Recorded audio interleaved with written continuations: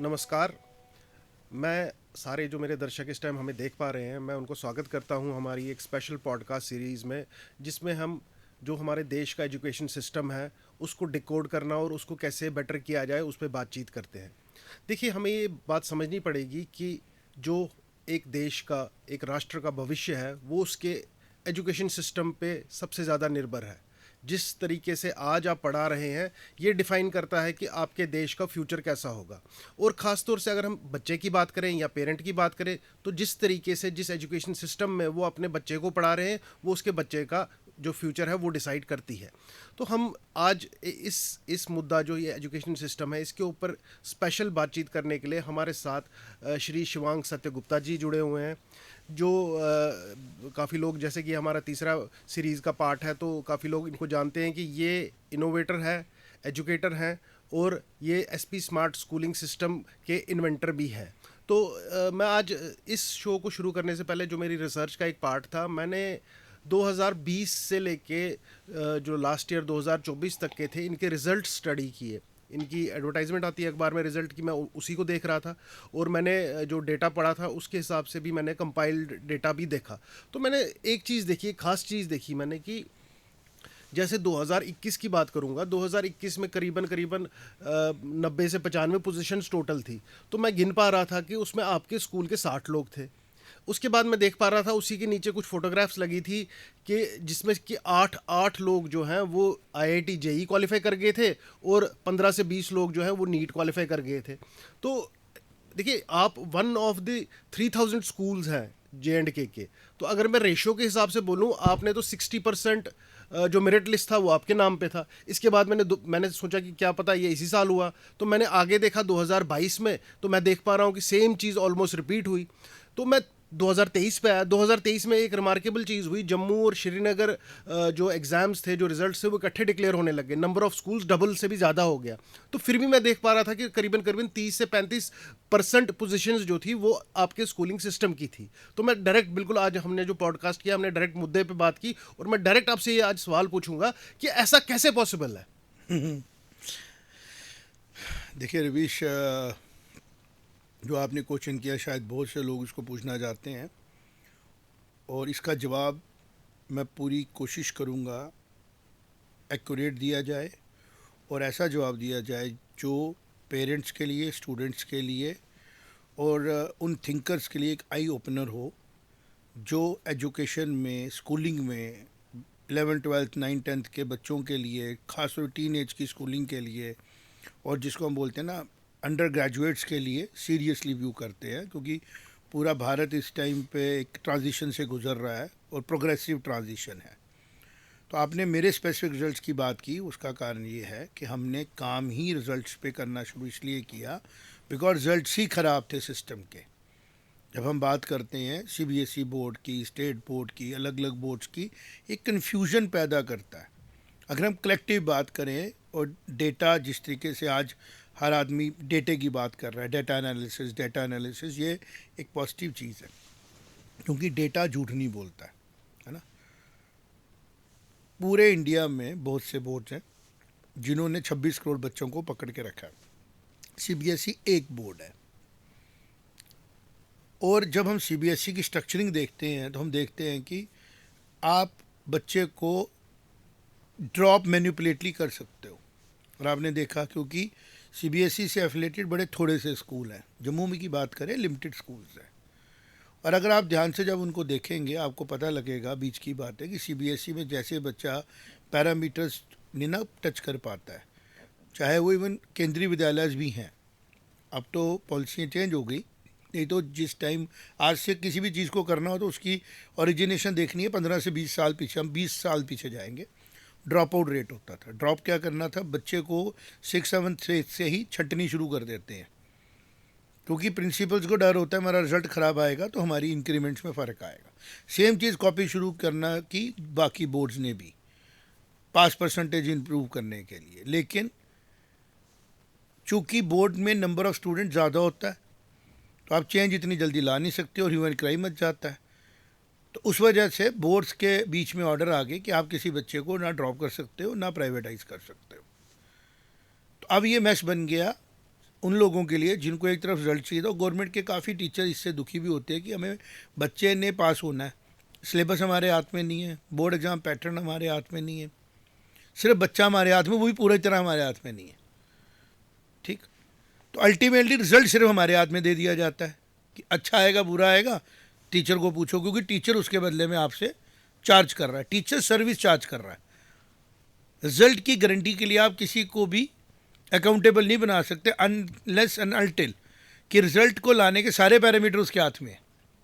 बच्चा एक वनरेबल है, जिसका नाम ही बच्चा है, तो वो पेरेंट्स के भी कंट्रोल में है और टीचर के भी कंट्रोल में है, वो और एक इन्वायरमेंट के कंट्रोल में भी है जिसमें वो उठता बैठता है और खाता पीता सोता है। जब तक हम सारे पैरामीटर्स को, सारी डायमेंशनों को ग्रिप नहीं करेंगे, हम किसी भी इंसान को एक पर्टिकुलर डायरेक्शन में लेके नहीं जा सकते। इस चीज़ को इग्नोर कर दिया गया और सेगमेंटेड काम हुआ। तो सीबीएसई की मैंने बात स्पेसिफिकली में क्लोज करूंगा कि सीबीएसई में आसान था बच्चे को ड्रॉप करना, क्योंकि पेरेंट्स को बुलाया जाएगा, बोला जाएगा कि बच्चा वीक है, होता है,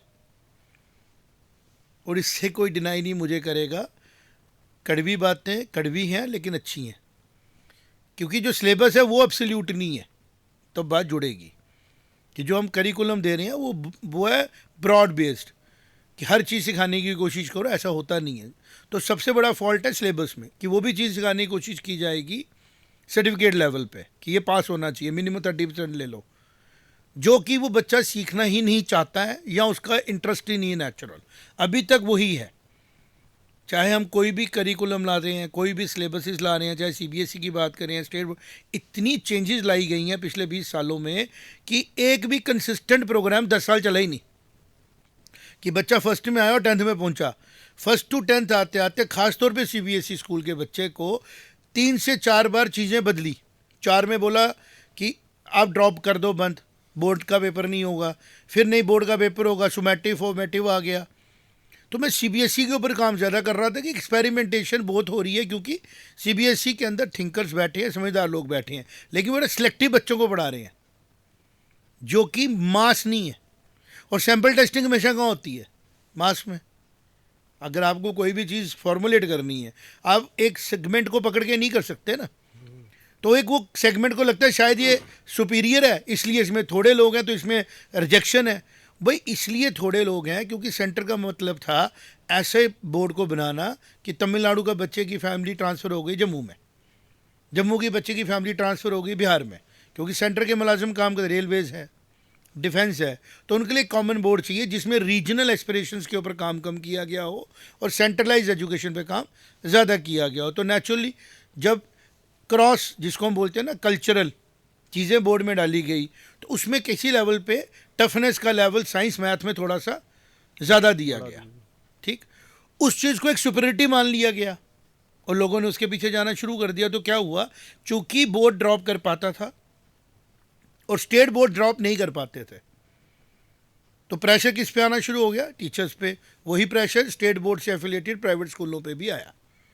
तो अब सर्वाइवल के लिए क्या करना है उसने बच्चे को पास कराना है ना। तो हम लोगों को मौका मिला इनोवेट करने का, चीज़ों को समझने का। तो हमने सिस्टम को सर्टिफाइड किया कि अच्छा नहीं है एग्ज़ाम लेने का, और जिस तरीके से बच्चे को तैयार किया जा रहा है ये लॉन्ग टर्म में बच्चे को लॉस देगा। लेकिन ऑप्शन नहीं थी, आप सिस्टम से बाहर जाके सिस्टम को सुधार नहीं सकते ना। अब हर बात पे टेररिस्ट तो बन नहीं सकते, हर बात में मिलिटेंट तो बन नहीं सकते। क्या आपको सिस्टम पसंद नहीं आएगा, आप खिलाफ हो जाओगे, आप माओवादी बन जाओगे। आपको सिस्टम में रह के काम करना है। तो हमने एक डिसिप्लिन सोल्जर की तरह सिस्टम के अंदर के फॉल्ट को समझा और बच्चे के स्ट्रेस को लेना शुरू कर दिया। लेकिन फिर भी बच्चे पे स्ट्रेस जाएगा ही जाएगा, क्योंकि सिस्टम स्ट्रेस दे रहा है। सिस्टम डिज़ाइन ही ऐसा है कि वो टीचर को भी स्ट्रेस दे रहा है, प्रोफेशनल स्ट्रेस नहीं दे रहा है। अनस्ट्रक्चर्ड तरीके के होने की वजह से स्ट्रेस दे रहा है। जैसे एक इनएफिशिएंट इंजन जो होता है, गाड़ी तो चलाता है पर पेट्रोल ज़्यादा फूकता है, साइंस का सिंपल प्रिंसिपल है। फिर आहिस्ता आहिस्ता आहिस्ता उसको रिफाइन किया जाता है तो एवरेज बढ़ जाती है ना। इसी तरह हमने क्या किया, बड़ा सिंपल तरीके से किया। हमने देखा कि पेपर है और क्वेश्चनिंग है, ठीक, और हमने बच्चे को देखा कि उसके लिए 33% का बेंच मार्क है। तो सबसे पहले हमने कोशिश की कि सिलेबस का तो एंड नहीं ना है, अब जितना मर्जी ज़्यादा पढ़ाओ, लेकिन पूछा क्या जाएगा पहले उससे तो उसको बाहर लाओ कि वो नेक्स्ट क्लास में प्रमोट हो, तो हमारा काम उस पर शुरू हो गया। फिर हमने देखा कुछ बच्चे जो होते हैं वो सेल्फ इंटरेस्टेड होते हैं, है ना। फिर वो जब बच्चे मिलते हैं तो आप उनको होमवर्क देते हो, वो 2 दिन में ले आते हैं वापस, तो वो और तेज़ होना शुरू हो जाते हैं। तो प्रैक्टिस कराई और पूरी रिस्पॉन्सिबिलिटी ले ली, इंटरफेरेंसेस ख़त्म कर दी, टीचर्स को इनपुट दी, टीचर अच्छे मेहनती रखे, क्वालिफाइड तो सब जगह होते हैं, मोटिवेटेड रखे, और जो नहीं भी मोटिवेटेड थे उनको कंटिन्यूसली मोटिवेट करते रहे, कंटिन्यूस उनके सेशन लेते रहे, उनको मॉरल एजुकेशन मोटिवेशनल देते रहे कि भाई यही तरीका है कि पहले पास कराते हैं फिर उसके बाद बच्चों को आगे बढ़ाते हैं। तो हमारे 3 प्रोग्राम आना शुरू हो गए, intensive care program ICP, board की प्रिपरेशन के लिए फाउंडेशन ब्लॉक्स, और जब कंपटीशन में हम लोग आए तो हमारे NEET sure, NEET JEE, NEET, अलग अलग प्रोग्राम हमने इंट्रोड्यूस किए। तो हमने हर प्रॉब्लम का एक सोल्यूशन प्रोग्राम के थ्रू निकाला, और जिसको हमने क्वाइन किया SP स्मार्ट स्कूलिंग सिस्टम में, तो रिजल्ट इंप्रूव हो गए। जब कोविड आया, सिलेबस रिड्यूस की बात हुई, तो हमने डिकोड किया, स्पेसिफिकली ध्यान दिया, टीम बिठाई, और हम लोग ना मास हैंडलिंग नहीं करते, we don't comment on the complete. हम देखते हैं कि ये जो प्रॉब्लम आई है इसका नुकसान हमारे स्टूडेंट्स को क्या होगा या फ़ायदा क्या होगा, तो हम स्पेसिफिक हो जाते हैं, गोल स्पेसिफिक हो जाते हैं। हम गोल को पकड़ते हैं, उसके आगे पीछे पूरा सिस्टम फ्रेम कर देते हैं और सिस्टम रिजल्ट दे देता है। ये कोई बड़ा मुश्किल काम नहीं ना, क्योंकि हर चीज़ के ऊपर एक टीचर को, एक गाइड को देखना है कि उसको कैसे गाइड करना है अपने स्टूडेंट को, जहाँ उसको लेके जाना है। और अगर एक इंसान को सारी चीज़ें खुद से ही प्लान करनी पड़े, तो वो एक बच्चा पहली बार जो पेपर दे रहा है उसके ऊपर किस किस्म के हालात बन जाते हैं, वो तो अपने टाइम टेबल मैनेजमेंट भी नहीं कर सकता। तो हम क्या करते हैं, उसके पेपर को लेते हैं, क्या पूछा जाता है उसके बारे में बात करते हैं और उसकी हेल्प करते हैं। उसको इंपॉर्टेंट क्वेश्चन चाहिए, उसको पेपर चाहिए, उसको घर पहुँचा देते हैं। पहले प्रिंट करके देते थे, अब डिजिटल रिवोल्यूशन के बाद उसको PDF भेज देते हैं, और वो एट ईज़ हमसे सवाल जवाब करता है, और कंटिन्यूस एजुकेशन का प्रोसेस चलता है और रिजल्ट इंप्रूव हो जाते हैं। इसमें कोई रॉकेट साइंस तो है ही नहीं है जो डिफ़िकल्ट है, तो बड़ा बेसिक चीज़ है। लेकिन रिजल्ट बहुत अच्छे होने के साथ साथ बच्चे बहुत ज़्यादा लर्न भी कर सकते हैं वो जो सीखना चाहते हैं। अगर ऑपरेशनल ऑटोनोमीज़ दी जाएंगी हमारे जैसे सिस्टम्स को, तो हम देश और समाज के लिए बहुत बेहतरीन काम कर सकते हैं। जैसे मैं बिल्कुल एक रिसर्च में मुझे एक चीज़ और दिखी थी, जो मैं आपकी बात समझ भी पा रहा हूँ कि ऑलराउंड डेवलपमेंट जो आपके जो नॉमेनक्लेचर्स हैं वो एक प्रोसेस को डिफाइन करते हैं। वो सिर्फ एक नॉमेनक्लेचर नहीं है, वो एक प्रोसेस है। जो आप मुझे उस दिन आज से कुछ टाइम पहले आप मुझे वो फ्लो चार्ट्स दिखा रहे थे, प्रोसेस के फ्लो चार्ट्स, और उनको मैं अपने कनेक्ट कर पा रहा था अपनी पढ़ाई से कि जी हमें भी ऐसा ही, जब हम प्रोग्रामिंग करते हैं तो इसी तरीके से हम फ्लो चार्ट्स बनाते हैं। एक रिमार्केबल चीज़ मैंने देखी कि 2022 का रिज़ल्ट था आपका 10वीं का, उसमें 75 एंड अबव, जिसको ग्रेड A1 बोला जाता है, तो करीबन 226 बच्चे थे, जो कि टोटल स्ट्रेंथ का मोर देन 96% था। तो ये कैसे पॉसिबल हो पाता है कि आप एक साथ सारे बच्चों को इतना मोटिवेट करें या इतना अच्छा ट्रेन करें या लर्न करवा रहे हैं उनको कि वो N ब्लॉक अच्छे मार्क्स स्कोर कर पा रहे हैं? इसका ये हर एक इंस्टीट्यूशन कर सकता है जिसके पास एक मोटिवेशन हो, इंटरनल, एक्सटर्नल नहीं मोटिवेशन होती। मोटिवेशन के 3 अलग अलग, एक होता है इंसेंटिव करना, तो मोटिवेशन होता है कि तुम ये काम करो हम तुम्हें बिस्किट देंगे। एक होता है फेयर से, तुम नहीं करोगे हम तुम्हें डांटेंगे, मारेंगे, पनिश करेंगे। एक होती है इंटरनल। SP स्मार्ट के अंदर इंटरनल मोटिवेशन है, ना वो इंसेंटिवाइज्ड तरीके से मोटिवेशन है, ना ही वो फेयर की मोटिवेशन है।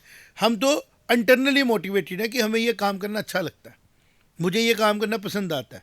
कि अगर कोई प्रॉब्लम है, पूरे भारत में प्रॉब्लम है, ड्रॉप आउट रेट प्रॉब्लम है, कमीशनें बनी हुई हैं, मैं as a Shivang Siddhi Gupta SP smart as a organise solve कर पा रहे हैं कि हम बच्चे को हर लेवल पे, उसकी फैमिली को जो जुट जाती है, सोल्यूशन देते हैं। हमसे बेनिफिट कौन नहीं ले पाता है वो भी मैं बताऊंगा। हमसे वो इंसान बेनिफिट नहीं ले पाता जो बहुत अनक्लियर है, जिसके अंदर बहुत अनक्लियर माइंडसेट है, जो प्रोपेगेंडा पे चल रहा है, जिसके अंदर अपने बच्चे को लेके फेयर ज़्यादा है और प्रेम कम है।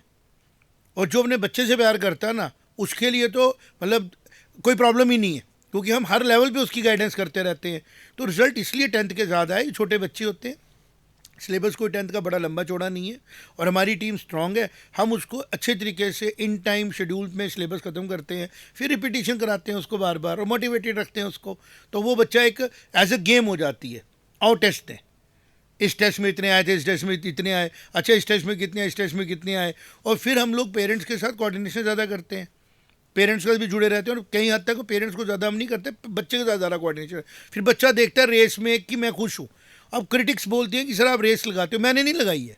आज आप सिलेबस मुझे दे दो, जो एसपी स्मार्ट करिकुलम लाएगा ना उसमें रेस होगी नहीं।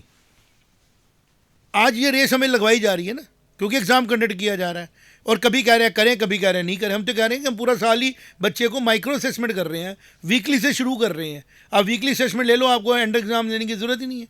आप क्या करते हो, पूरी सिस्टम को, क्योंकि मास है ना, कंप्रेस करते हो। हमारा सिस्टम तो पूरे इंडिया के स्कूलों में इम्प्लीमेंट हो जाता है, और माइक्रो असेसमेंट्स करके आप प्रमोट कर दो, एक्यूरेसी के साथ काम होगा। जैसे शायद न्यूटन ने किया था ना कैलकुलस, कि ट्रैवल करते करते उसकी वेरिएबल उसकी देखनी है, क्या बोलते हैं हम उसको, एग्जैक्टली वैल्यूज़, है ना, और एग्जैक्ट वैल्यू निकलती है। तो हमारा जो सिस्टम है कैलकुलस से मिलता है कि हम फ्रीक्वेंसी इतनी बढ़ा देते हैं चीज़ों की कि बच्चा रिजल्ट अपने आप देना शुरू होता है। बच्चे के रिजल्ट को हम प्रेशर नहीं करते। बच्चे तो एक टाइम ये कहते हैं सर अब टेस्ट एक्चुअल पेपर हो, क्योंकि हमें स्ट्रेस ही नहीं रहा पेपर का। और मैं आपको फाइनली दिखाऊंगा, आप देखें कि हाँ स्टार्टिंग में जब बच्चा आता है उसको, क्योंकि यही सिस्टम दे रहा है उसको, ये चीज़ एसपी स्मार्ट नहीं दे रहा है। एसपी स्मार्ट सिर्फ उस सिस्टम का स्ट्रेस रिड्यूस कर रहा है। आप सोच के देखें, जिस बच्चे का पूरा साल फ्रिक्वेंसी नहीं है और सडनली उसको कंप्रेस करके 5 पेपरों का पेपर देना है with in the span of 20 days, तो वो क्या करता है, फिर वो ढूंढता है शॉर्टकट्स, फिर वो ढूंढता है, नॉलेज भी कंप्रोमाइज़ होती है उसकी, और उसका बिहेवियर भी जो है वो शॉर्टकट की तरफ चला जाता है। तो हम क्या करते हैं, पहले दिन से ही उसके साथ जुड़ जाते हैं, पूरा दिन प्लान करते हैं, होमवर्क का प्रेशर लगभग ख़त्म ही कर देते हैं, सारा काम जो है इंस्टीट्यूशन लोड लेता है, और बड़ा स्ट्रक्चर्ड लोड डालते हैं बच्चे पे। और अब हम उससे भी नेक्स्ट लेवल पे जा रहे हैं कि अगर किसी तरीके से हम उसका लोड और कम कर सकें, जैसे कि सब्जेक्ट सिलेक्शन की बात करें, तो हम उसको 9th-10th में इंट्रोड्यूस कर रहे हैं कि आप अपना सब्जेक्ट भी क्लियर करो, और यही एनईपी भी कर रही है। लेकिन एनईपी को अभी रिसर्च के थ्रू पहुंचना है, थ्रू ब्यूरोक्रेटिक सेटअप पहुंचेगा, फिर वो चेंज करेंगे। तो हम लोगों ने एज एन ऑर्गेनाइजेशन ये चीज़ें 15 साल पहले डिकोड कर दी थी, जिसका रिजल्ट जम्मू को बहुत मिला। और जो लोग कश्मीर से हमारे पास आए, लद्दाख से आए, रजौरी पुंछ डोडा भद्रवाह किश्तवाड़ से आए, कठुआ से, उनको भी मिल रहा है। लेकिन हमारा अब कंसर्न इससे बियॉन्ड सर्विस, बिहेवियर बच्चों का ख़राब हो रहा है, और वो ख़राब होने का कारण पूरा स्ट्रक्चर है जिसका सोल्यूशन हम दे सकते हैं, लेकिन हमें भी हैंडल करना पड़ रहा है। बड़ी मुश्किल से हैंडल कर पा रहे हैं उसको, जिसकी तरफ मैं चाहूँगा कि आपका भी ध्यान जाए और व्यूअर्स का भी ध्यान जाए कि अपनी फैमिली के, अपने बच्चे को हम अभी सेव कर सकते हैं उस भीड़ से, जो भीड़ अनस्ट्रक्चर्ड पाथ फॉलो कर रही है, जिसमें कैरियर कंफ्यूज हो रहा है, जिसमें हमारा ह्यूमन रिसोर्स वेस्ट हो रहा है, और जिसमें गवर्नमेंट ऑफ इंडिया की जो एक बड़ी ब्यूटीफुल पॉलिसीज़ हैं वो भी फैमिलीज बेनिफिट नहीं ले पा रही हैं। तो आप उस तरफ भी हमें ध्यान देना पड़ेगा। रिजल्ट्स तो डेफिनेटली, अगर आप कोई भी, अगर एलोन मस्क का रॉकेट मार्स पे जाने के ख्वाब देख सकता है और उसमें उसको स्ट्रेस नहीं होता है क्योंकि उसके शौक है, और वो उसके काबिल भी है कि पहुंचेगा भी, और एक दिन वो शटल की तरह वापस भी लाएगा उसको। तो हर चीज़ पॉसिबल होती है, उसके लिए ओवर मोटिवेशन की ज़रूरत नहीं होती है, एक अप्रोप्रिएट मोटिवेशन, जैसे हमारे अंदर अप्रोप्रिएट मोटिवेशन है, तो बच्चे के अंदर भी अप्रोप्रिएट मोटिवेशन होती है, पेरेंट्स के अंदर भी होती है। तो उसको अगर हम मटेरियलाइज करें अपने साथ, तो 100% रिजल्ट्स पूरे इंडिया के इससे भी बेटर आ सकते हैं।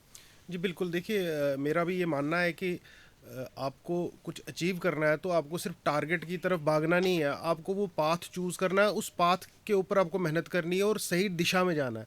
अब हो ये रहा है कि देखिए क्या है कि 10वीं के बाद ख़ास तौर से ये चीज़ होती है। 10वीं में जब बच्चा पास होता है, 11वीं में आता है, सबसे बड़ा कन्फ्यूजन उसको होता है कि मुझे कौन से सब्जेक्ट्स पढ़ने हैं, मुझे कौन से सब्जेक्ट्स पढ़ने हैं। पहला पहला सवाल उसके मन में ये होता है और ये दुविधा होती है उसकी। तो इसका जैसे आपने सही बात बोली, आपने बोला कि जो हम एक्सपोजर दे रहे हैं बच्चे को अर्ली 8th 9th 10th में ही उन सब्जेक्ट्स का जो उसने फ्यूचर में पढ़ने हैं, तो वहाँ से उसको पता लगेगा कि क्या मुझे सच में मेडिकल साइंस पसंद है, क्या मैं वायरसेस को स्टडी करना मुझे अच्छा लगता है, क्या मुझे प्रोग्रामिंग हार्डवेयर कंप्यूटर देखना मुझे अच्छा लगता है। तो उसको काफ़ी अर्ली एज में पता लग जाएगा। तो ये एक कन्फ्यूजन है। लेकिन आते ही जैसे देखिए 11वीं कक्षा में जैसे ही बच्चा आता है तो उसका सबसे बड़ा एक कन्फ्यूजन पैदा हो जाता है कि वो कैसे एक बेटर करियर की तरफ बढ़े, जिसमें कि आज अगर हम देश की बात करें तो एक काफ़ी बड़ी भीड़ जो है वो नीट के पीछे भागी हुई है। हमने लास्ट टाइम देखा करीबन 21 लाख लोगों ने अप्लाई किया था। उसके अलावा जेई की बात होती है।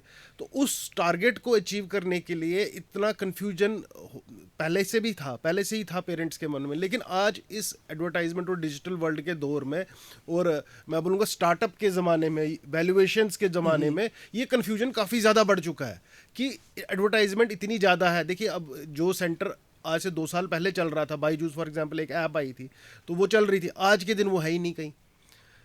कोटा इतना बड़ा नाम था एक टाइम पे, वो आज कहीं है ही नहीं। दैट मीन्स वो उस टाइम पे भी सही नहीं थे अगर वो आज एग्जिस्ट नहीं कर रहे हैं। तो इतना ज़्यादा कन्फ्यूजन जो है, तो एक एक आम आदमी जो है, पेरेंट जो है, जो बेचारा दिन को काम कर रहा है, थोड़े पैसे जुटा रहा है और अपने बेटे के लिए एक बेटर करियर, बेटर फ्यूचर के लिए स्ट्राइव कर रहा है, तो उस कन्फ्यूजन से कैसे बचे वो पेरेंट? यार मैं एग्जांपल नहीं दूंगा, मैं कंक्रीट बात करूंगा।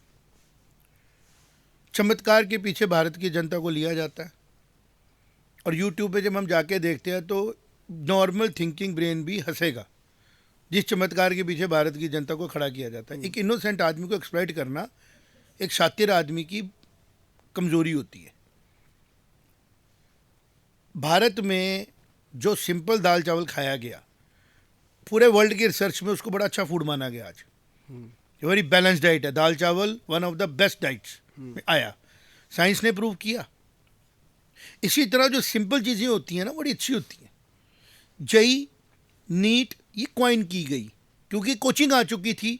कोचिंग के ऊपर नहीं काम किया गया कि जो चीज़ें आपको परेशान कर रही हैं। नीट के जो डिज़ाइन करने वाले लोग हैं जिन्होंने कहा कि पूरे भारत का एक ही एग्ज़ाम रखो क्योंकि मेडिकल कॉलेज एक्सप्लॉइट करते हैं, प्राइवेट कॉलेज चल रहे हैं, एक्सप्लॉइटेशन थी। फिर अलग अलग बच्चों को जाना पड़ता है, एक ही एग्ज़ाम ले लो और सबको मेरिट डिस्ट्रीब्यूट कर दो। ये एक बड़ी पॉजिटिव थिंकिंग है।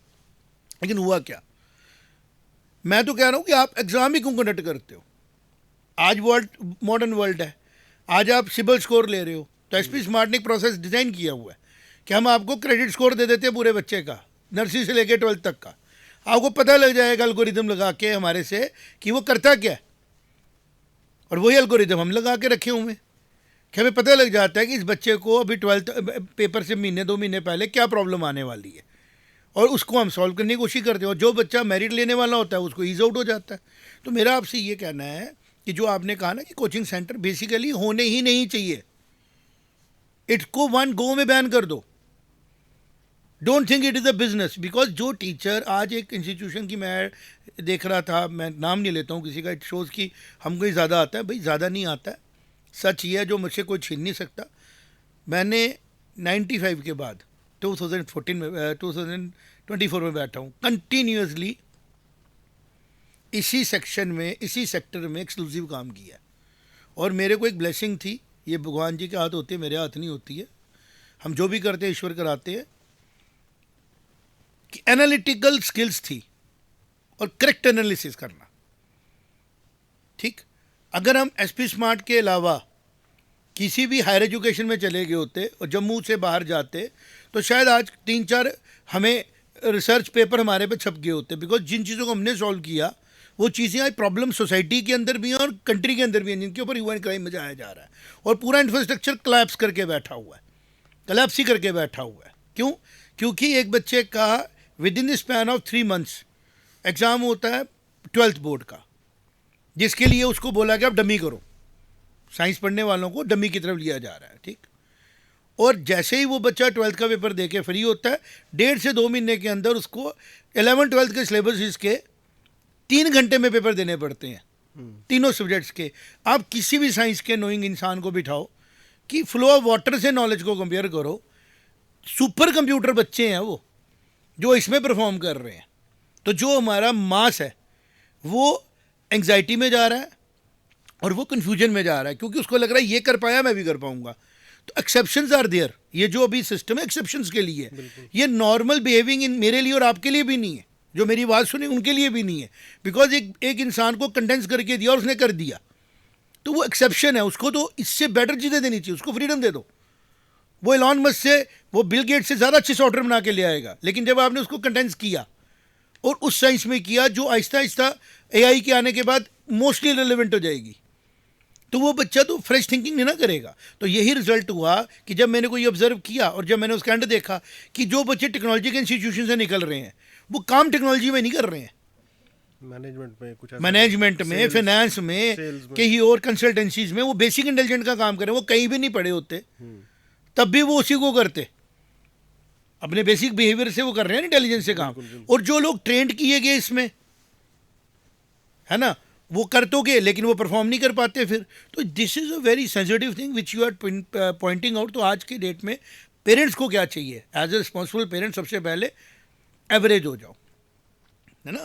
मतलब अगर हमने बड़ा लंबे भी चलना है तो पहले रनवे पे टैक्सी करता है ना, जहाज टैक्सी होता है, आराम से चलता है, फिर थोड़ा वो स्पीड पकड़ता है ना, फिर जाके वो फ्लाई करता है। और अगर आप बोलो कि मेरे को पकड़ो, हवा में छोड़ दो, तो जहाज वो ग्लाइड करके नीचे ही गिरेगा। जी बिल्कुल, जो तो आजकल जो कोचिंग सेंटर करते हैं वो क्या करते हैं, वो टोइंग करते हैं। बिल्कुल बिल्कुल मैं जोड़ पा रहा हूँ और इसको। वो जो टीचर्स हैं ना वहाँ पे, कल मैं गया था, किसी से मिला, कोई बात हुई, मैं किसी वजह से जलंधर गया था, अमृतसर सॉरी, तो वो साहब बैठे हैं, प्रॉपर्टी का काम कर रहे हैं, तो कहते जी मैं फिजिक्स का टीचर हुआ करता, मैं नाम नहीं ले सकता। हम लोग ऑर्गेनाइजेशन के साथ जुड़े हैं because of hobby and choice, and because of कि हमारी फैमिली में हमें ये मौका मिला करने का और हमें अच्छा लगा। आज अगर मैं 10 काम और करूँगा अपने बेसिक इंटेलिजेंस के साथ, बट अगर मेरी हैप्पीनेस की बात अगर आप करोगे ना, तो सिस्टम को मॉडिफाई करने के मुझे खुशी मिलती है। तो रिजल्ट्स भी इम्प्रूव किए गए। और आज जो आप बात करने की कोशिश कर रहे हो कि क्या करे पेरेंट, सबसे पहले पेरेंट सिस्टम के न्यूज़ को, व्यूज़ को, पॉडकास्टों को देखना पॉज करे, गले लगाए अपने बच्चों को और रिलैक्स करे उनके साथ, लंच ब्रेकफास्ट डिनर करे, रिलैक्स करे। सबसे पहले वो जितना वो फेयर एंग्जाइटी पैदा की गई है ना, क्या होगा, ये हो गया, और अपनी फैमिली को देखे कि उसकी फैमिली के फाइनेंशियल सर्कल क्या है, उसका इकोनॉमिकल, सोशल और मॉरल रिलीजियस सर्कल क्या है ना। हर चीज़ इंपॉर्टेंट है। जैसे एक फैमिली है, मैं भी स्पेसिफिक सोल्यूशन दूंगा, वो एक पर्टिकुलर रिलीजन को फॉलो करते हैं, जिसको वो चाहते हैं बेटा भी फॉलो करे, बेटी भी फॉलो करे। एक कल्चर को सपोज करो कि वेजिटेरियन फैमिली है, कोई नॉन वेजिटेरियन फैमिली है, तो उनका मन है ना कि मेरे बच्चे को ये करेक्टर ट्रांसफ़र हो, तो उसके लिए उनके साथ बैठो, उसको वो एनवायरनमेंट दे दो। फिर वो चाहते कि नहीं मेरा बच्चा जो है वो बड़ा सेंसिबल हो, तो उसके लिए पेरेंट्स का ट्रेट आ गया ना ये भी। फिर वो चाहते हैं इसको एक लैंग्वेज आए जो मदर टंग हो, तो उसको जो घर में मदर टंग बोलता है उसका इंटरेक्ट करने दो। फिर वो चाहते हैं कि मेरा बच्चा जो है वो बुरे रास्ते नहीं जाए, तो उसको मॉरल स्टोरियाँ भी सुनाओ, उसको बुरे लोगों को आइडेंटिफाई कर करके दिखाओ, उसको आइसोलेशन नहीं ना दे दो, अकेले में जो मर्जी सीखता रहे। ठीक है, जब ये सारी चीज़ें, अब आगे जी कैरियर। सर स्कूल का क्या काम है? सर स्कूल आज की जो प्रेजेंट स्कूल्स है ना, जो जो नॉर्मल स्कूल्स हैं जहाँ इंटरेक्शन सिर्फ दिन में 6 घंटे है और भी साल में 150 दिन है, आप उससे सिर्फ लॉन्ग टर्म प्रोफेशनल गोल पूरे करने की कोशिश कराओ। कि उसको अगर आपने टाइप राइटिंग सिखानी थी, जो लोग मेरी बात सुनेंगे नेचुरली वो 90s के पास आउट होंगे या अर्ली 2000 के होंगे, तो आपको जो नॉलेज है और जो बच्चे को प्रोफेशनली स्टेबल करेगी उसमें बहुत बड़ा गैप है। तो जो पेरेंट इस काबिल हैं, समझते हैं टाइम, तो वो फ्यूचरिस्टिक टेक्नोलॉजी पे काम करें। एग्रीकल्चर में क्या चेंजेस होंगी, है ना, अवेलेबल होता है। तो नहीं तो हम जैसे स्कूलों को साथ आए, जुड़े, जो अपडेटेड है, तो हम अपने करिकुलम में वो चीज़ें डाल रहे हैं, पूछ थोड़ी रहे हैं। आज स्पेस एक्सप्लोरेशन की बात सब लोग कर रहे हैं ना, एसपी स्मार्ट में हम ओशन एक्सप्लोरेशन की बात कर रहे हैं, बिकॉज ओशंस भी हमारे जो है अनएक्सप्लोर्ड ही हैं। अभी रिसेंटली न्यूज़ आपने सुनी होगी कि इंडिया के पास ओशन में हमें चीज़ें मिल रही हैं, कोई मिनरल निकल रहे हैं। अभी तो कल ही माउंटेन्स ही खंगाले हैं, तो हमने मिनरल्स वहाँ से निकाल ले। अभी ओशन के नीचे तो हो सकता है इससे ज़्यादा रिजर्वायर्स हों, इससे ज़्यादा हमारे पास स्टॉक्स हों। तो ओशन का एक्सप्लोरेशन भी बात करेंगे, बच्चों के दिमाग में डालेंगे तो आगे तक पहुँचेंगे ना। फिर पेट्रोलियम की बात करें, पेट्रोलियम जा रहा है, पूरी इंजीनियरिंग होती है इसके ऊपर, पूरा इंस्टीट्यूट है इसके ऊपर, और इथेनॉल आ रहा है, ऑर्गेनिक फ्यूल्स आ रहे हैं। तो हम अगर अपडेट ही नहीं होंगे अपने खुद में, तो हम आगे क्या बच्चों को गाइड करेंगे? तो एसपी स्मार्ट अपडेटेड है। और जो मैंने कहा कि बच्चे के साथ बैठें, स्पेंड करें, इंजॉय करें। जो बच्चा माँ बाप के प्यार में पल रहा है ना, वो बिगड़ ही नहीं सकता, क्योंकि उसको अपने माँ बाप से प्यार बन रहा है, जो उसके स्ट्रॉन्ग बॉन्ड है, बहन से, भाई से, कज़न से। फिर आहिस्ता आहिस्ता उसको प्यार मिलता है अपने देश से, वो देश को भी देखता है और फिर वो देश के लिए कंट्रीब्यूट भी करता है। और जब घर में उसको क्रिटिसिज्म मिला, बिकॉज उसको हमने ऐसे सिस्टम में डाल दिया जहाँ हम उसको गलती निकाल रहे हैं और यहाँ उसको रेस लगा रहे हैं कि तू इस तरह आगे बढ़। सर आपने भी मैरिड उठाया, मैरिड के पीछे भागते हो, मैं नहीं भागता हूँ मैरिड के पीछे। आप मुझे कहते हो कि हम आपको आइडेंटिफाई मैरिड से करेंगे, मगर अगर हम लोग मेरिट नहीं दिखाते तो शायद मेरा आप इंटरव्यू भी नहीं लेते। मैंने कहा ये मैंने कर दिया, लेकिन मेरा मकसद जो है, मेरा जो साउल को सेटिस्फेक्शन है, वो इससे नहीं मिल रही है। वो मिलेगी जब एग्ज़ाम अच्छा लिया जाएगा। और एग्ज़ाम होता है जिस एग्ज़ाम को लाइफ में देखा जाता है कि वो इंसान बनने के बाद कैसा परफॉर्म कर रहा है। अब जैसे कांस्टेबल का एग्ज़ाम है है ना। उसको पता होना चाहिए कि मैंने पूरी लाइफ क्या परफॉर्म करना है। एक बंदा जो कांस्टेबल के एग्ज़ाम के लिए अप्लाई कर रहा है, उसको पता होना चाहिए कि मेरी मैक्सिमम रिटायरमेंट होगी एज अ सब इंस्पेक्टर। मैं हाईली क्वालिफाइड भी होऊंगा तो ज़्यादा इंस्पेक्टर। वो क्या अपने इंटेलेक्ट का यूज़ कर पाएगा, वो उसने डिसाइड करना है, ठीक है ना। और अगर वो सोचता है कि मेरा इंटेलेक्ट ज़्यादा है, मैं एमएससी हूँ, मैं पीएचडी हूँ और मैं सर्टिफाइड हूँ कि मैं एक इंटेलेक्चुअल इंसान बनना चाहता हूँ, तो उसको जाना है केपीएस में, जेकेपीएस में, या सब इंस्पेक्टर से एंट्री करनी है ताकि एटलीस्ट एसपी रिटायर हो जाए, वो क्राइम को हैंडल कर पाए। और अगर उसने खाली एग्जीक्यूटेंट बनना है, एग्जीक्यूटिव हो गया जिसने कमांड लेनी है और दौड़ के जाना है, तो उसको इस पोस्ट को छोड़ देना चाहिए। उसके लिए जो सिर्फ कमांड ही ले सकता है, वो खुद से सोच नहीं ना सकता। तो ये डिसीजन कौन लेगा? एक तो सिस्टम पेरेंट्स को दिखाएगा कि आपका बच्चा किस लेवल पे अभी फॉल करता है और वो उधर ही खुश रहेगा, है ना। और एक जो सिस्टम अच्छे हैं, माइक्रो असेसमेंट्स हैं जहाँ पे कि बच्चे के एनालिटिकल स्किल्स कैसे हैं, उसके लिए कोई रॉकेट साइंस थोड़ी है। आप बात करके देख लो, जैसे कल गंडोला की बात हुई, कल मीडिया ऑफ था, तो ये न्यूज़ देखो आप कितनी कम चली, जबकि ये एक बड़ी मेजर न्यूज़ थी कि 12 बोगियाँ गुलमर्ग में गंडोला में हैंग हो गई, है ना। और वो भी तब जब हम वैष्णो माता में गंडोला लगाने की बात कर रहे हैं। तो कई लोगों ने का इंटेलेक्ट वहाँ जाएगा, कईयों का नहीं जाएगा, कहीं सिर्फ यही देखते रहे कि क्या हुआ कैसे हुआ, है ना। तो मेरा ये कहना है कि जो फैमिली होती है ना, वो पहली सर्टिफिकेशन देती है कि हमारा बच्चा कैसा है। जब फैमिली खुद कह रही है हमारा बच्चा प्यारा तो है हमें क्योंकि हमारा है, लेकिन उसमें कमी है, तो वो कमी पहले फैमिली को अपने साथ बैठ के ठीक करनी है।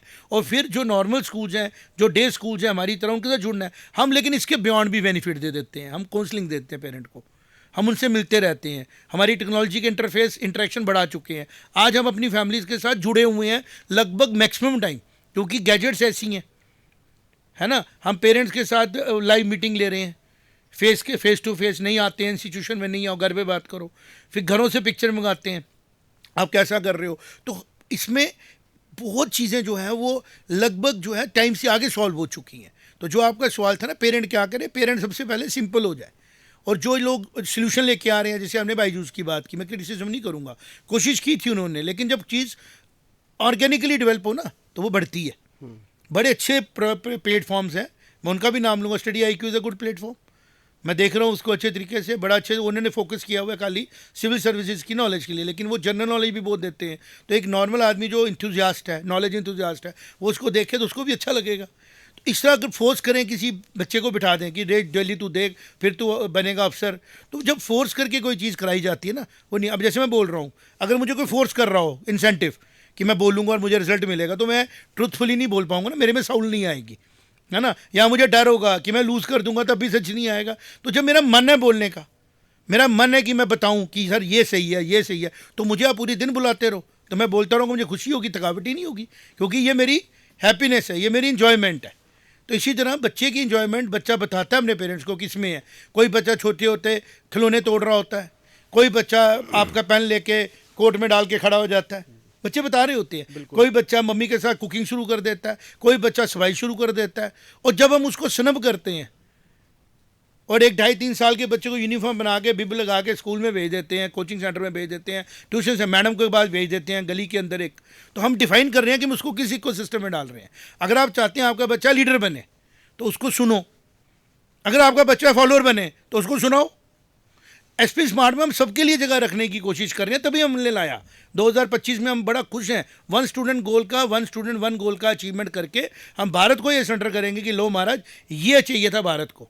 और इसके लिए हमें ना अमेरिका जाना पड़ा, ना हमें US कहीं पे जापान जाना पड़ा, फिनलैंड जाना पड़ा, बिकॉज एजुकेशन तो भारत ने पूरी दुनिया को दी ना, तो मॉडर्न एजुकेशन भी भारत ही दुनिया को देगा। और अगर ईश्वर हमें चुनेंगे उसके लिए SP स्मार्ट स्कूलिंग सिस्टम को, तो मुझे खुशी होगी, मेरे फादर डिजर्व करते थे, क्योंकि वो कमिटमेंट के साथ काम कर रहे थे।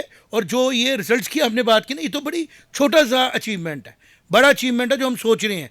1 करोड़ प्लस जॉब्स क्रिएट हो सकती हैं एजुकेशन सेक्टर में for the people those who are even not graduates, and they will support the education system,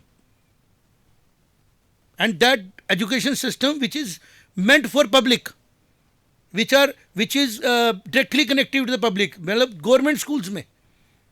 लेकिन अगर हम अपने लेवल पे के काम कर चुके हैं तो हमें एक बड़े सपोर्ट की ज़रूरत है, पब्लिक के भी, सिस्टम के भी, कि जो हम ये मेहनत कर चुके हैं इसको ऑन कर लो। और फिर आप देखो, अगर नहीं पूरे वर्ल्ड में इंडिया का नाम और ज़्यादा बढ़ा, क्योंकि जब एक बच्चा क्लास में बैठा हुआ हम क्लियर करके दे देंगे विद द माइक्रो असेसमेंट्स, जिसको सिटी स्कैन की एक्यूरेसी का लेवल ही कुछ और होगा। तो और उसमें भी जैसे एनईपी ने कहा कि any time you can become diploma, you can become certificate, you can have multiple cross knowledges, तो उसको पूरा करने का हमारा पूरा स्ट्रक्चर तैयार है और हम कर भी रहे हैं। बैकलॉग्स की बात अगर विश हम करें तो बैकलॉग्स का ट्राई मैंने आज से 9 ईयर्स बैक कर चुका हूँ और सक्सेसफुल भी हो गया। होमवर्क नहीं होना चाहिए, हमारे स्कूलों में हम प्रोजेक्ट स्कूल में कराते हैं, घरों के लिए प्रोजेक्ट नहीं। फिर भी कुछ पेरेंट्स को एंजाइटी है कि प्रोजेक्ट नहीं आया, मैंने कहा हम करवा रहे हैं। जितने फंक्शन होते हैं स्कूल यूनिफॉर्म में हो जाते हैं, कोई हमारे पेरेंट्स को हम कहते हैं बाहर जाने की ज़रूरत नहीं। तो फाइनेंस को भी हम ध्यान देते हैं कि एक पॉकेट साइज़ कितना होना चाहिए मिडिल क्लास सिंपल बच्चे का। स्कॉलरशिप का भी ध्यान देते हैं कि अगर बच्चा नोटिस में आ जाए तो उसको बड़ा पब्लिसाइज नहीं करते हैं स्कॉलरशिप को, बिकॉज कोई भी आदमी फाइनेंशियल बेनिफिट लेके बड़ा ज़्यादा खुश होकर नहीं सुनाता है, वो चाहता है कि मेरा ये बात छुपी रहे, है ना। ये नॉर्मल बिहेवियर है, तो हम उसको हाईलाइट नहीं करते, लेकिन हम कर रहे हैं। शायद उसी का नतीजा है कि हमारा जो रिजल्ट है वो बैलेंस आता है। और चूँकि हम कृष्ण जी को मानते हैं, भगवत गीता को बहुत डेस्परेटली फॉलो करते हैं, हर बुक को मानते हैं, हर बुक की अच्छाई को मानते हैं, उसमें बड़ा कंक्रीट तरीके से कहा है efforts are your in hands, results are not. हो सकता है हमने बहुत अच्छा रिजल्ट देने की कोशिश की ना आए, हो सकता है हमने ख़राब करने की कोशिश अच्छा आ गया, लेकिन अगर नीयत हमारी अच्छी है और हम चाहते हैं कि बच्चों का रिजल्ट आए विदाउट सेल्फ इंटरेस्ट, तो रिजल्ट भी आएगा और बच्चों का कैरियर भी बनेगा। और जो हमारी पेन्स हैं वो भी टाइम टू टाइम कभी ना कभी पब्लिक में आती रहेंगी, क्योंकि पेन तो है, क्योंकि चीज़ें सारी हमारे हाथ में नहीं है। और हम ये भी नहीं चाहते हमारे हाथ में, हम चाहते हैं जिनके हाथ में है वो कम से कम, अगर मैंने 10 साल मेहनत करके कोई चीज़ निकाली, कम से कम 10 दिन तो सोचो उसके बारे में। आप इंटेलेक्चुअल हैं, समझदार हैं, 10 दिन सोच लो, फिर मुझे बताओ जहाँ तू गलत सोच रहा था, तो मैं उसको मॉडिफाई 1 मिनट में कर दूंगा, 10 साल की मेहनत को स्क्रैप कर दूंगा। लेकिन क्रिटिसिज्म करना तब जब आपने सोचा 10 सेकंड में नहीं है, जस्ट बिकॉज आपको चेंज दिखी एक, तो आपने कहा ये चेंज एक्सेप्टेबल नहीं है। किसी को हाथ में मोबाइल दिखे, पूरी जनरेशन खिलाफ बात करिए मोबाइल के, बट आप मुझे बताओ अगर आप इस प्रेजेंट जनरेशन को ये गैजेट नहीं दोगे तो जो न्यूरो, आप क्या कहते हो उसका, क्या आ रहा है नया, न्यूरल नेटवर्क्स में फिर हम कहाँ खड़े होंगे। अगर आज हम अपने बच्चों को टेक्नोलॉजी इंटरफेस नहीं सिखाएंगे, तो जब सारी दुनिया, भारत की सारी आईटी सर्विसेज एआई बेस्ड हो जाएंगी, तो हमारे बच्चे कहाँ खड़े होंगे। हम उनको बाबा आदम के ज़माने में थोड़ी लेके जाएंगे और फिर बोलेंगे ये सेम। मैंने आपको उस दिन भी रात को जब हम बात कर रहे थे, मैंने कहा कि जब इंडस्ट्रियलाइजेशन आई, कुछ लोग इंडस्ट्रियलाइजेशन के खिलाफ हो गए, जबकि उसने ज़्यादा एम्प्लॉयमेंट क्रिएट की, सच यही है। हाँ बिल्कुल। फिर कंप्यूटर बूम आया, हम सब लोग खिलाफ हो गए, सब लोग खड़े हो गए, नहीं जी कंप्यूटराइजेशन से लोगों की जॉब चली जाएंगी, जबकि सबसे ज़्यादा जॉब किसने क्रिएट की, आईटी सेक्टर ने और कंप्यूटर सेक्शन ने। आज एआई आया हुआ है, कुछ लोग फेयर बना रहे हैं, इसे क्या भाई, जब अगर पॉपुलेशन बढ़ रही है तो ईश्वर की तरफ से उसको हैंडल करने के एवेन्यूज़ भी आ रहे हैं, और एट द सेम टाइम एक्सप्लॉइटर भी आ रहे हैं।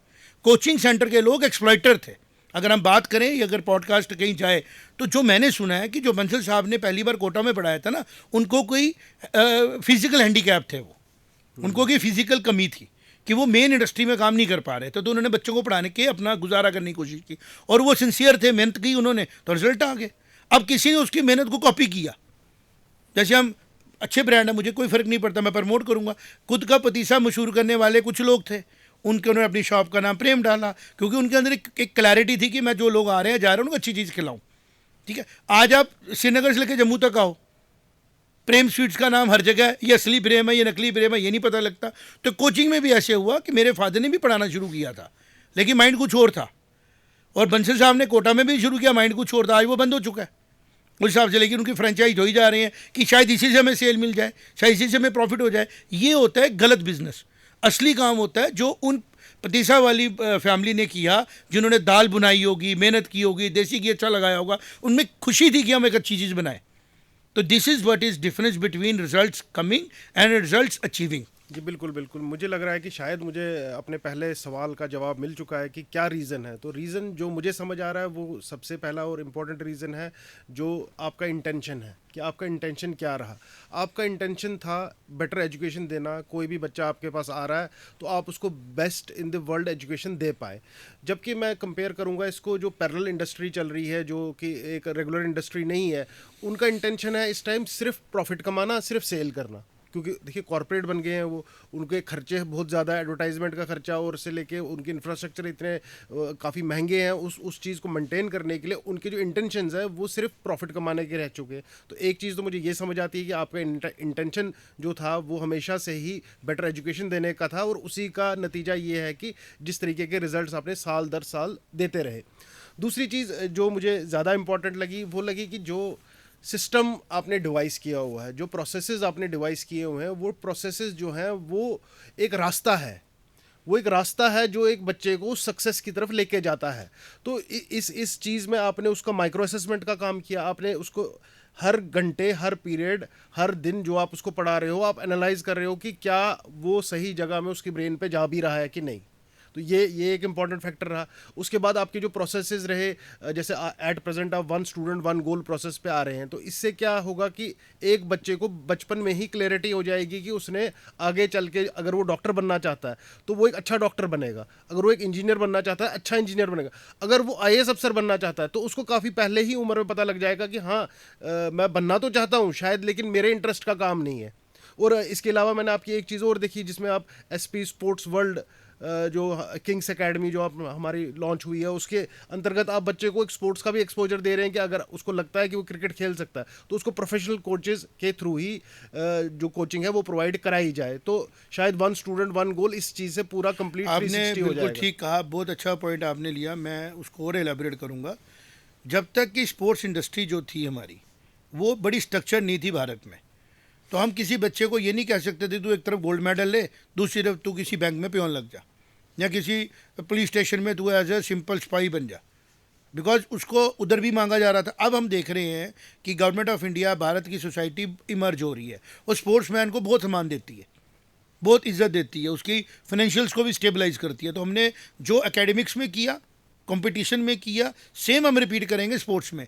मैंने स्पोर्ट्स एकेडमी बनाई कि 2 वर्टिकल है बच्चों आपके लिए। एक, आप अपनी फिटनेस के लिए खेलो, हैप्पीनेस के लिए खेलो और एन्जॉयमेंट के लिए खेलो, ब्रेक लेने के लिए खेलो, क्योंकि आपकी एंजॉयमेंट हो सकती है physics, chemistry, math, English, bio में हो, पॉलिटिकल साइंस में हो, लेकिन आपको एक रिफ्रेशिंग ब्रेक चाहिए, है ना। तो वो स्पोर्ट्स अलग है, वो भी हम कराएंगे आपको। एक आपका पैशन ही है कि मैं रिकॉर्ड तोड़ दूं, मैं हाईएस्ट स्कोर करूं, मैं हाईएस्ट थ्रो करूं, मैं बॉलिंग करूं, मैं सीखूं, मैं चेस में चैंपियन बनूं, एक होता है ना नेचुरल है। बिल्कुल बिल्कुल। तो एसपी स्मार्ट आपको उधर भी माइक्रो असेसमेंट्स करेगा और आपको आपके गोल तक लेके जाने के लिए पूरी जान लगा देगा। और अगर आप में वो पोटेंशियल है तो दुनिया की कोई ताकत आपको वहाँ तक पहुँचने से रोक नहीं सकती। इसके लिए हमने सबसे पहले क्या किया कि सरोर में हम लोगों ने एक वर्ल्ड क्लास इंफ्रास्ट्रक्चर क्रिएट किया। जो हमने वो कोड बनाया ना रविश, उसको हमने एक्सपर्ट्स लोगों से बनवाया। यू विल नॉट बिलीव, अभी हमने जो क्रिकेट का हमारा जो एरिना बन रहा है ट्रेनिंग, 3 बार उसको ख़राब करके ठीक किया गया, क्योंकि हम ले मैन थे। बेस्ट चीज़, हम ले मैन थे। एक क्रिकेट वाले आए, उन्होंने कुछ बोला, हमने उनकी बात सुन ली, दूसरे फिर हम एक्सपर्ट होते गए। अब मुझे पूरा विश्वास है आने वाले समय में जम्मू कश्मीर के लोगों को, लद्दाख के लोगों को, हमारी आगे पीछे की जो कम्युनिटी के लोगों को एक कमिटेड और एक बड़ा स्ट्रक्चर और वेल डिफाइंड स्पोर्ट्स इंफ्रास्ट्रक्चर मिलेगा, जिसमें से अगर बच्चा निकलेगा तो वो दोनों साइडों पे लगभग पैरेलल होगा। अगर वो एक चैंपियन बन रहा है तो वो दूसरी तरफ जो उसकी मिनिमम क्वालिफिकेशन रिक्वायर्ड है टू बिकम एन ऑफिसर, वो भी पूरी हो रही है। कि अगर एक बच्चा स्पोर्ट्स में आगे निकलता है, जिम्नास्टिक में आगे निकलता है, तो दूसरी तरफ वो डॉक्टर भी बनना चाहता है, तो हम उसको नीट की, जेई की, नीट की तैयारी वैसी कराएंगे ताकि वो उस स्कोर में आ जाए जो स्कोर इस स्पोर्ट्स के कोटे से उसका अचीव हो जाए। तो उसके लिए अचीवमेंट है। इसी तरह जेई में अगर जहाँ जहाँ पे स्पोर्ट्स के कोटे हैं वहाँ वहाँ पे वो बच्चे जो स्पोर्ट्स के थ्रू मारे जाएंगे वो वहाँ पे परफॉर्म करेंगे। अब मुझे एक बात बताओ, जो बच्चा गोल ले रहा है कि मुझे स्पोर्ट्स में भी आगे जाना है, मेडल्स लेने हैं, और मेरा गोल है कि मैं एक अच्छा प्रोफेसर भी बनना चाहता हूँ यूनिवर्सिटी में, तो ये भी एक गोल है, तो बहुत अच्छा गोल है। हमने उस तरफ उसको लेके जाना है कि किस तरीके से वो उधर भी मेंटेन हो रहा है, इधर भी हो रहा है। जहाँ पे वो मतलब कह रहे हैं पीछे आ रहा है, तो उसके पहले तो उस बच्चे को बताना है कि बेटा तूने जो गोल लिया तो उसमें एक जैसे एक पायलट होता है ना, तो उसको नीचे से ग्राउंड स्टाफ बताता रहता है कि तेरा कहाँ पे है, कहाँ उड़ रहा है, लेवल क्या है। वैसे ही एक सिस्टम आपको सपोर्ट करता रहे, और उस सिस्टम में ये लालच नहीं है कि आप कामयाब हो जाएंगे तो सिस्टम को अवार्ड देंगे।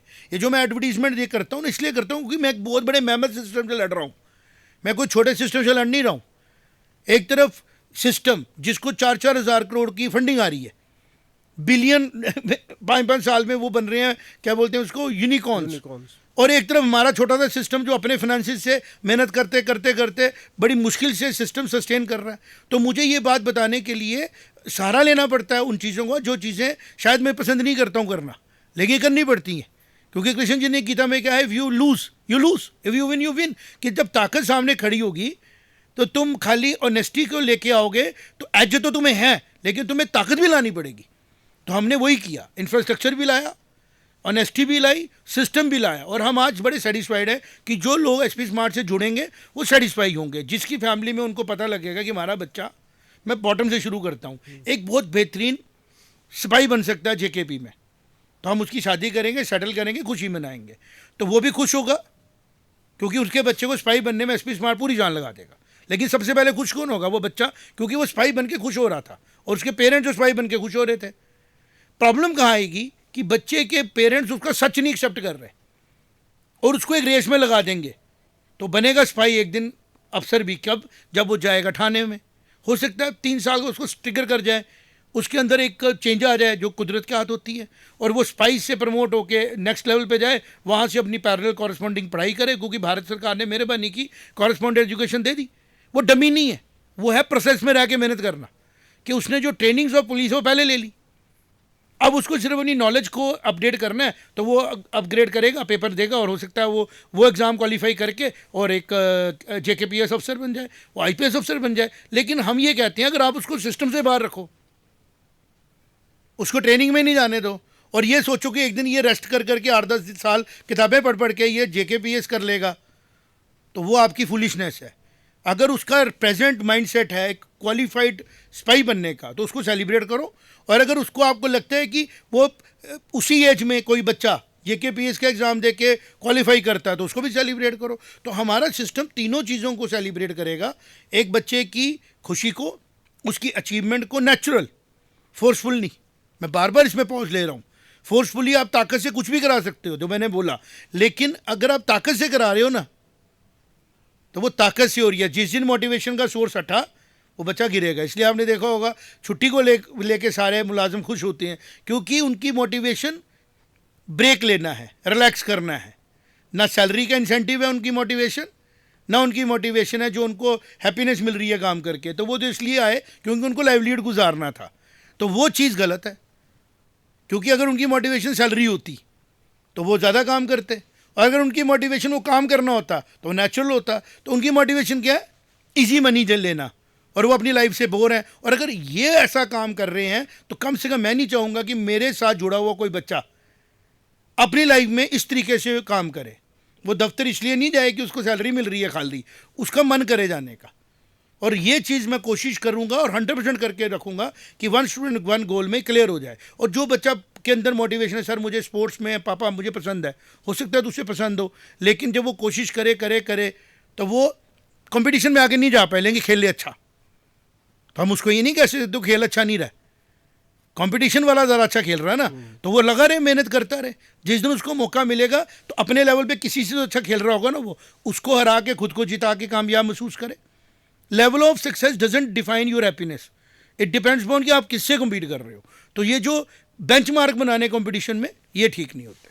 बिल्कुल बिल्कुल। मुझे लगता है कि शायद मुझे अपने दूसरे सवाल का जवाब इससे मिला कि अगर जो ये एंग्जाइटी है पेरेंट की कि क्या मैं अपने बच्चे को इनफ जो ज़रूरी है वो चीज़ दे पा रहा हूँ, तो सबसे पहले उसको एक सिस्टम पे भरोसा करना पड़ेगा। सिस्टम का मेरा कहने का मतलब ये है कि देखिए, एजुकेशन इस टाइम पे भारत में अगर देखा जाए तो 2 तरीके से प्राप्त हो रही है। एक ऑर्गेनाइज सेक्टर जो कि टेस्टेड है, गवर्नमेंट कंट्रोल्ड है, और जिसमें चेक्स एंड बैलेंसेस लगे हुए हैं, और एक ऐसा सेक्टर जिसमें कोई अकाउंटेबिलिटी नहीं है, हाईली ग्लैमराइज्ड है, एडवर्टाइज्ड है, और काफ़ी मैं कहूँगा कि एक इंडस्ट्रियल वे में वो अपना काम कर रहे हैं। तो सबसे पहले पेरेंट के लिए ये सबसे ज़्यादा ज़रूरी है कि वो सामने वाले का इंटेंशन समझे, जिससे वो सर्विस ले रहा है, जिससे वो अपने बच्चे को पढ़ाना चाहता है, अपने बच्चे का करियर बनाना चाहता है। तो सबसे पहले वो देखे कि वो एक सिस्टम का पार्ट है, और सिर्फ एक सिस्टम का पार्ट जिसकी अकाउंटेबिलिटी होगी, वही आपको आपके इस प्रॉब्लम से निकालेगा, आपको एक सही दिशा में लेके जाएगा, और आपके बच्चे को,